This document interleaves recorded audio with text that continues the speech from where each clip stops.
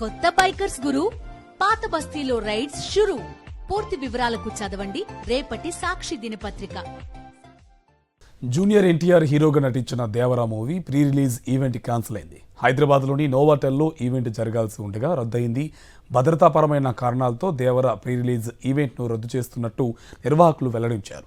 Devara event కోసం 2 తెలుగు రాష్ట్రాల నుంచి పెద్ద ఎత్తున అభిమానులు తరలివచ్చారు. ఈవెంట్ రద్దు కావడంతో అభిమానులు తీవ్ర నిరుత్సాహానికి గురయ్యారు. కొందరు ఫ్యాన్స్ అత్యుత్సాహంతో నోవాటెల్పై దాడి చేశారు. హోటల్ అద్దాలను ధ్వంసం చేశారు. దీంతో పోలీసులు వారిని బయటకు పంపించారు. దేవరా ప్రీ రిలీజ్ ఈవెంట్ రద్దుపై హీరో జూనియర్ ఎన్టీఆర్ స్పందించారు. అభిమానులను ఉద్దేశించి వీడియో రిలీజ్ చేశారు. ఈవెంట్ రద్దు కావడం చాలా బాధగా అనిపిస్తుందన్నారు. అభిమానుల కంటే ఎక్కువగా తానే బాధపడుతున్నట్టు చెప్పారు. భద్రతాపరమైన కారణాలతో వేడుక రద్దు చేయాల్సి వచ్చిందన్నారు NTR. Devara pre release event జరగకపోవటం, క్యాన్సిల్ అవటం నిజంగా చాలా బాధాకరం. ముఖ్యంగా నాకు ఇంకా చాలా బాధగా ఉంటుంది. మీ అందరికీ తెలుసు, అవకాశం దొరికినప్పుడల్లా